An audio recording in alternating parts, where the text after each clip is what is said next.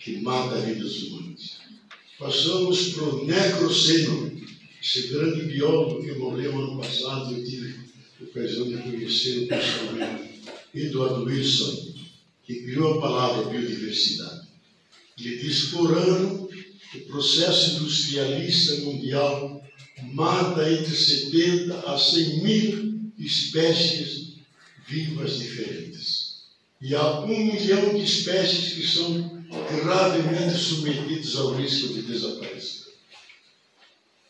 Então passamos do Antropoceno ao Necroceno, e a partir dos últimos 2 anos chegamos na fase mais perigosa. Pode entrar no Google e vejam lá os artigos, que é o Piroceno. Piros em grego é fogo. Fogo. Há fogos por toda parte no planeta. Veja o que ocorreu nas Filipinas. Uma ilha inteira queimou, com carros, casas, com tudo. Veja os grandes fogos no Canadá, que eles não conseguiram, depois de meses, controlar 1/3 do fogo. Ainda continua devorando aquelas florestas. A fumaça chega à Suécia, chega à Noruega, chega a Washington, chega a Nova York. É uma fumaça tóxica que contamina as pessoas.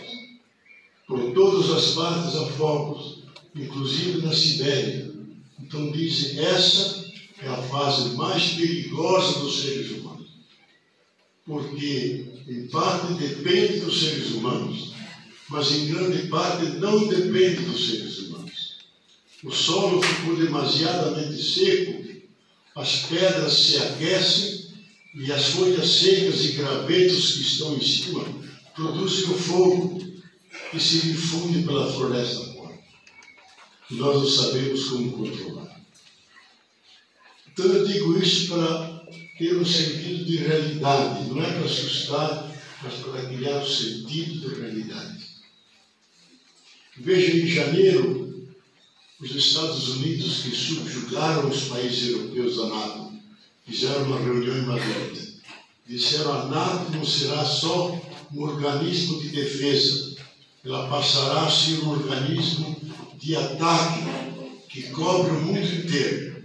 O primeiro inimigo, dizem isso, o primeiro inimigo a ser eliminado é a Rússia. Eliminada a Rússia, temos que eliminar a China.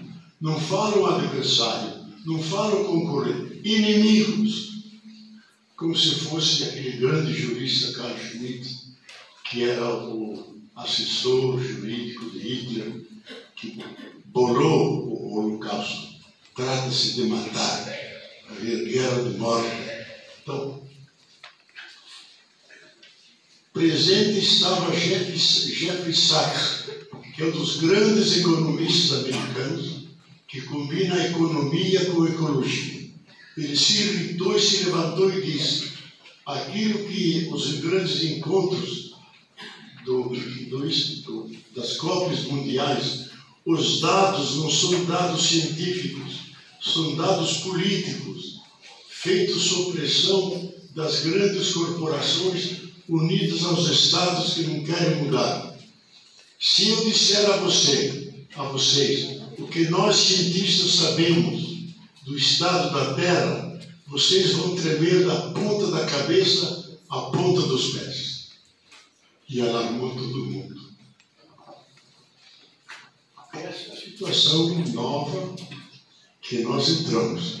E vocês aqui no Brasil foram os primeiros a dar a prova concreta de que isso está ocorrendo. Tufão, ciclones, grandes enchentes.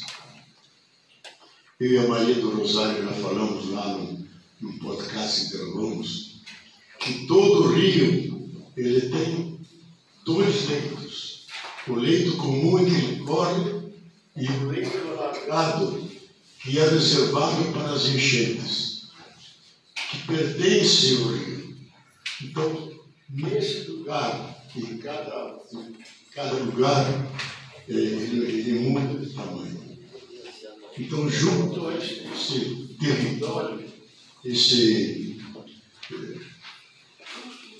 leito alargado, não podemos construir nada, mas devemos garantir amar-se-á, não construir nada, porque esse território pertence ao rei.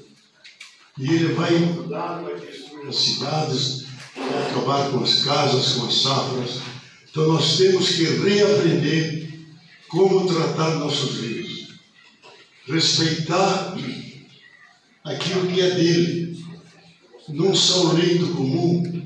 Em Petrópolis, que houve aquela grande enchente 3, 4 anos atrás, o rio Santo Antônio tem 2,5 metros de largura. Como é um grande vale, veio um tufão tremendo, uma tempestade tremenda, com uma onda de 6 metros de altura, carregando rochas de 4, 5 toneladas, e arrasou todas as cidades. 900 pessoas morreram. Os grandes ricos do Rio, banqueiros, tinham naquele vale os seus palácios. Foram arrasados todos eles. 2 dias após eu fui lá, encontrei uma igrejinha anglicana, totalmente livre, de pé, nem suja, nem nada. Digo, aqui a presença de Deus. A presença de Deus. É um sinal que Deus nos deu. E nós não estamos aprendendo os sinais. Como diz Gramsci, a história ensina, mas ela quase não tem alunos. Então, nós temos que aprender da história. Aprender da história. E alimentar.